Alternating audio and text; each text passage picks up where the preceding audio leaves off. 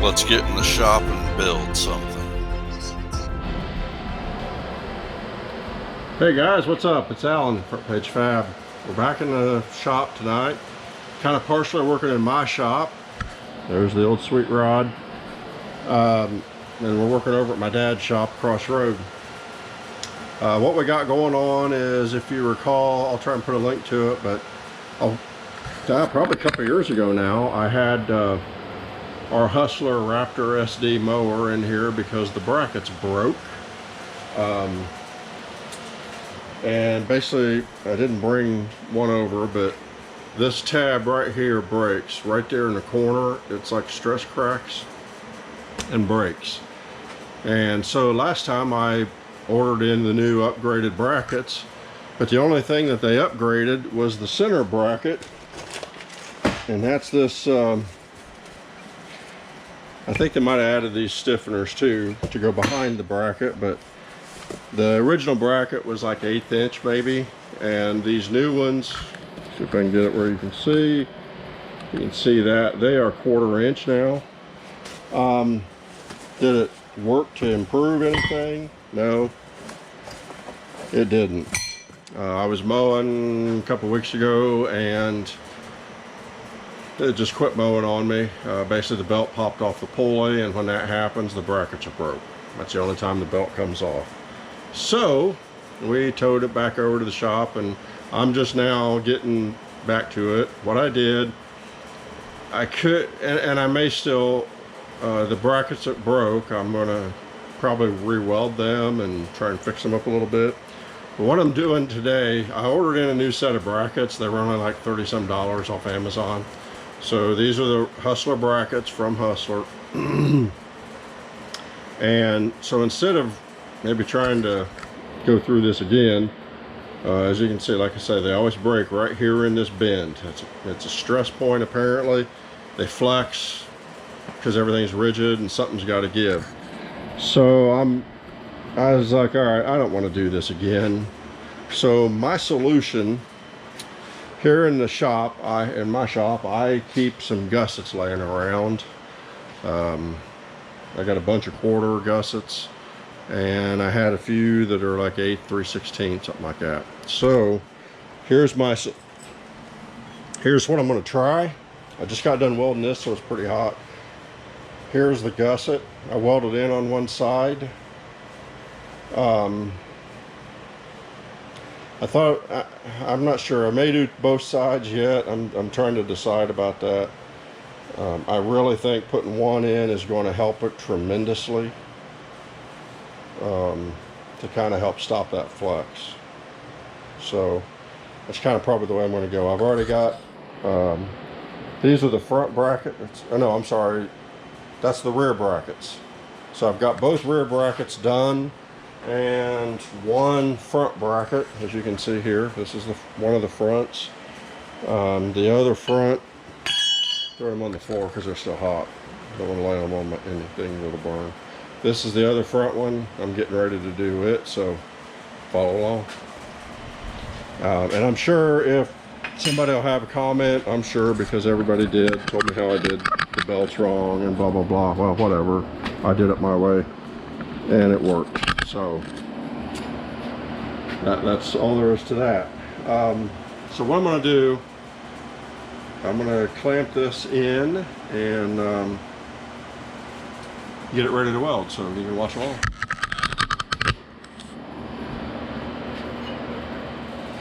First thing I got to do,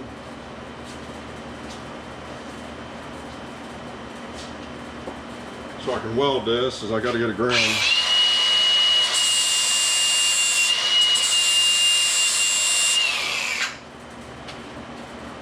That way when I clamp it, because I clamp, if you can see this right here, here's my welding clamp. I always put that on the bench. Usually I actually put it over here. That way it's out of the way and I can work. This is my Harbor Freight vise. Don't bother with them, they're not that great. This is this right here stripped out because of the cheap metal, so this thing can rotate. This junk. All right, I want to get a better one. It's in my plans. Okay, let's get this put on.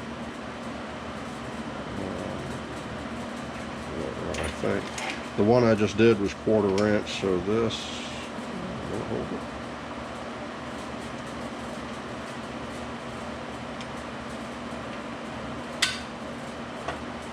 Yeah, just needs holding enough to tack it, so let's get that done. Gotta get my welding gloves back on. That's not the right one.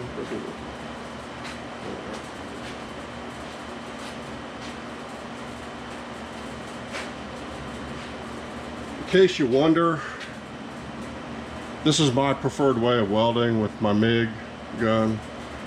I'm left-handed, so on my left hand I just have a standard old leather work glove that gives me some tactile feel on the trigger, more so than these welding gloves. But for my right hand, which is my stabilizing hand, I use a welding glove because the heat, I'm closer to the heat. So this is how I do it. All right, we're going to tack it in place and then I can pull the clamp out. Now let's start with a fresh lead.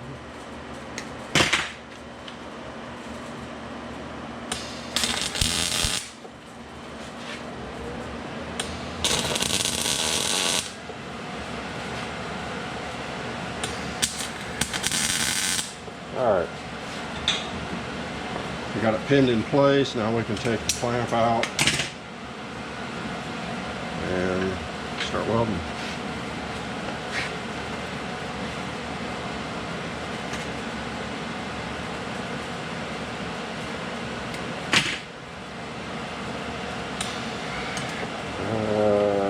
Making ground.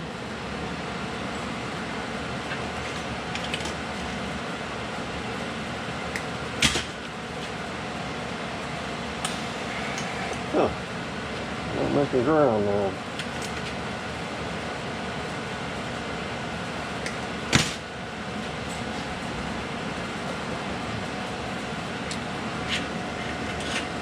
Do that.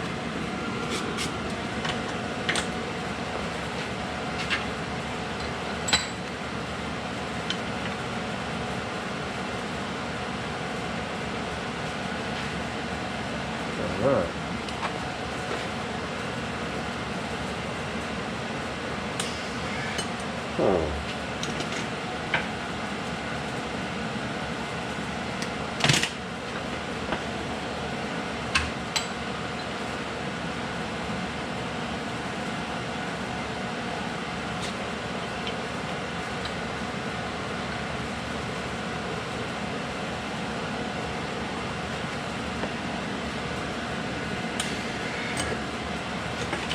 Alright, what's going on?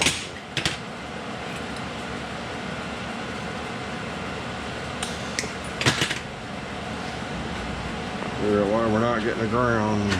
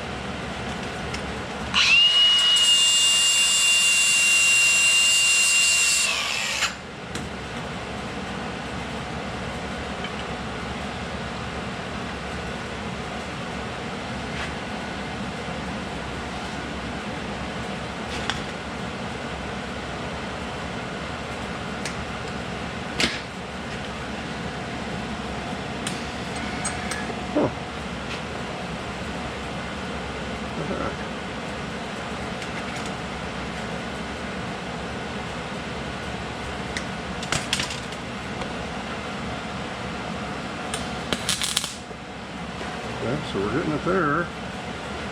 We're just not getting it up to here.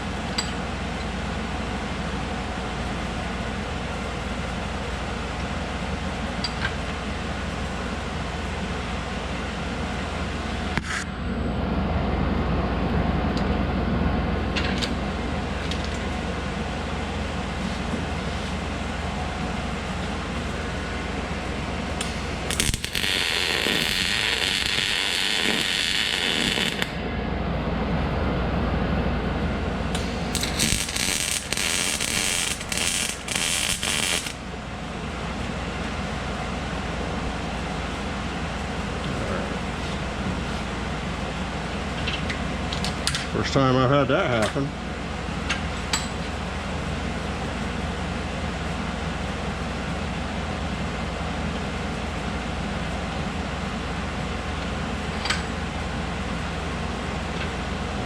Get that up where I can work on it.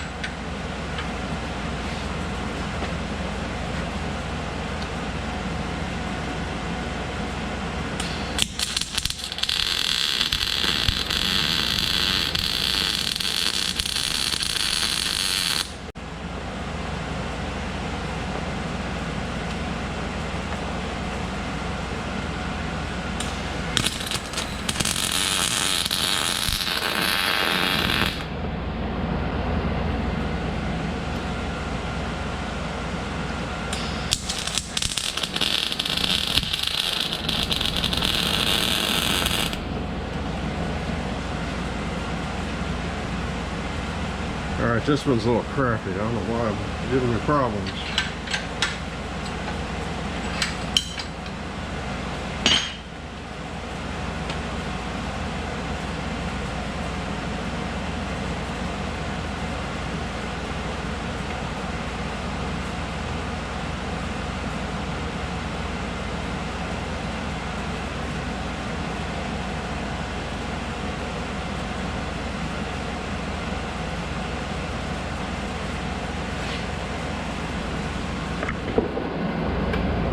Alright, that's all 4 of them.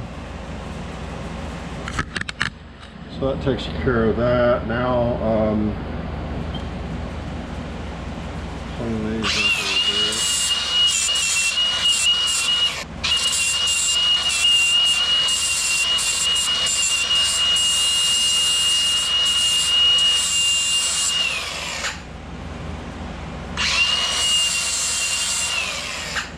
Okay. Just let that cool a little bit. The reason I put it in here is this acts like a giant heat sink, so I'm hoping it'll help it cool down a little quicker. We shall see. Alright, so for now, while that's going on,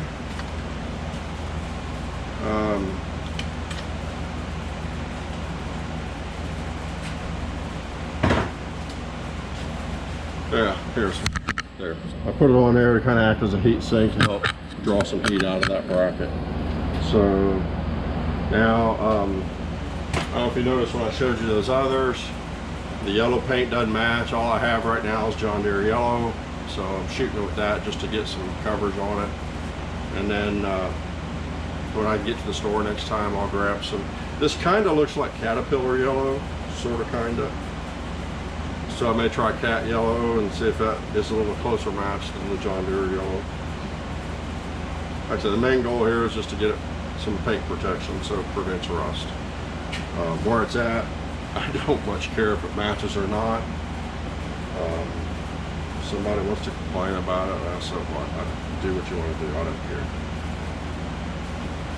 Alright, so that's that. I'm going to get some paint on this, and hopefully I gotta wait a little bit to let these flash off so I can handle them and take them over and get them bolted back in. We've got the new hydro on the floor. I'll show you those here in a minute. I'll take the camera over with me and show you what I got going on with that. So, sit down. Alright guys, so I got really busy and I got the new hydro transaxle installed. As you can see there, it is all installed. It's buttoned up. I've drained the oil out of the left side. So now all that's left, I've got the new brackets in on the right side because they were the ones that were broke.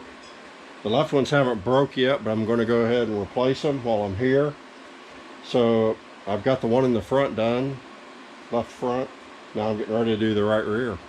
So let's get after it. Can't find a place to clamp you guys.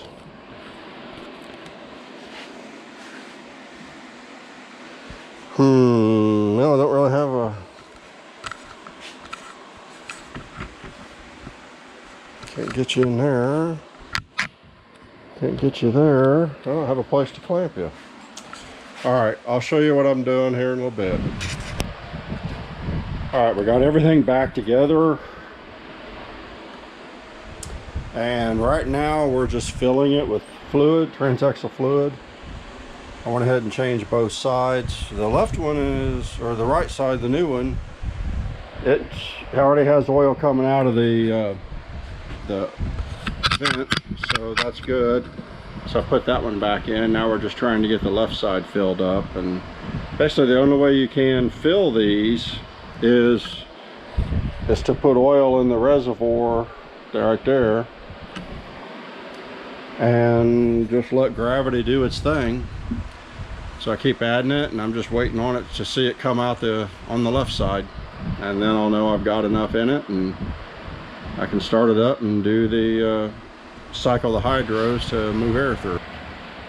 Alright guys, we got it filled up, and I took it for a test drive. I bled it out. So what you do to bleed these out is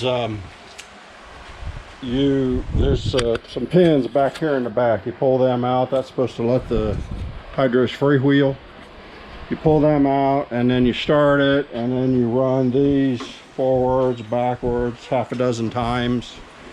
I did it probably 10 times on each side, and then you put the freewheel levers back in so it's in normal mode, and then you do the same thing again.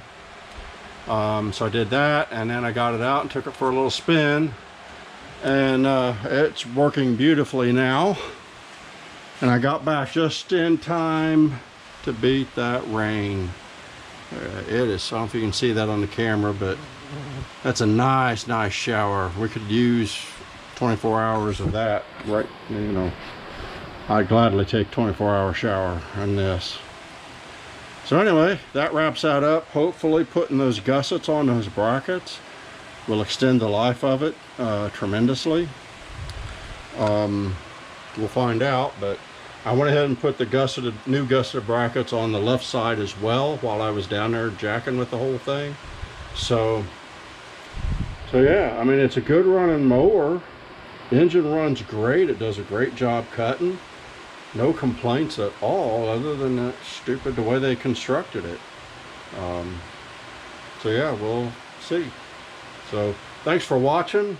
I hope you can duplicate this if you have one of these Hustler Raptor SD mowers, and maybe you can learn a little bit from what the pain I went through. So thanks for watching. Hope to see you on the next one.